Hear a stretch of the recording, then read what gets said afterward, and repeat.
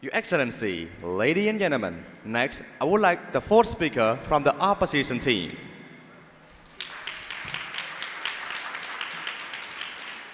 To do your reply speech and a conclusion. You have 5 minutes. Starting from the opposition team, the floor is yours. Only participating in the voluntary program for improving the skill and professionalism is not different from the tree without the root that cannot stand tall and will fall down at any time, the audience. Well, to begin with, I would like to pay my great respect to the chair of the ceremony, honorable judges, and all participants. My name is Tining Liep, the concluder of the opposition team. Anyway, before I go straight to my conclusion, let us take a look at what the proposition side just raised at the moment.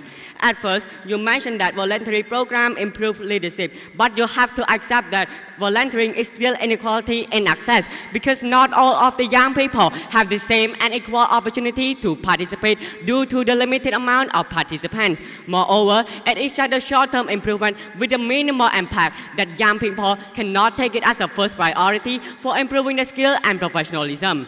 Secondly, you mentioned that volunteering can improve problem-solving skills. However, not all of the young people want to be the volunteers because they have the obligation to focus more on their study and work. So, if they take volunteering as the first priority, and if they spend most of their time on it, of course, it will affect to their study and their work, which can lead them to face the financial problem. And lastly, volunteering provides experiences. Once again, a voluntary program is really important. But then why? Why do you and many other young people go to school every day, my dear proposition team? Well, it's because of school education is still more important to improve young people's skill and professionalism because most of the voluntary programs that young people join are not consistent and it may not relevant to their future careers, skill and professionalism. And now, please allow me to summarize our 3 strong arguments in order to prove you that it's really hard for young people to improve their skill and professionalism by just only participating in the voluntary program. Because our first argument is about the consequences of voluntary program. To my dear proposition team, please kindly understand that not all of the young people can participate in the voluntary program because of the obligation to focus more on their study and work. So that's why most of them decide to join in a short-term volunteering instead. That is just a short-term improvement because it processes in a limited and short duration.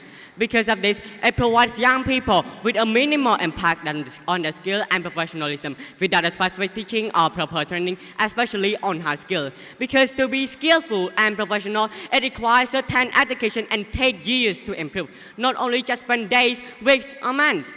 Due to these consequences, our team will prove you about the better solution, which is our team's second argument. School education is a significant factor to improve young people's skills.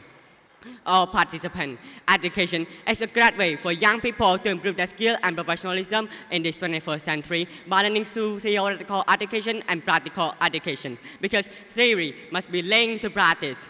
Therefore, studying about theory and connecting it with real practice in many blended study programs at school or university can improve our abilities by giving it a skill and professionalism to work. Like the slogan of Balti International University stated that, study here, practice here, and work everywhere. All right, ladies and gentlemen, the skill and professionalism can develop more effectively due to the involvement of our last argument, the better alternatives which lead young people to improve the hard skill and soft skill. In this 21st century, embracing technology plays the potential role for young people to improve the 21st century skill. Because in this 4.0 industrial revolution, most of the things depend on technology to access, like studying, communication, and working as well. In addition, workforce or specific occupation can help us to improve our soft skill and our hard skill by trying to work on it. At the same time, it also improves our problem solving, critical thinking, innovation, collaboration, and communication skills by working together with the other co-workers as well.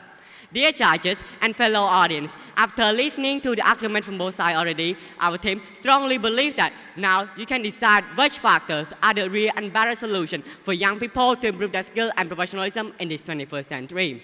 All in all, improving young people's skill and professionalism require the involvement of education, embracing technology and workforce, which are the basic sources of knowledge and experience for young people to improve their skill and professionalism in this 21st century more effectively. So, don't mention that participating in the voluntary program is the first priority to improve young people's skill and professionalism, because not all of them can participate in this program due to their study and work. Moreover, it's just a short-term improvement that only provides a minimal impact on their skill and professionalism development. So this is why we, in the name of opposition team, still stand right here to against to the motion today. Thank you.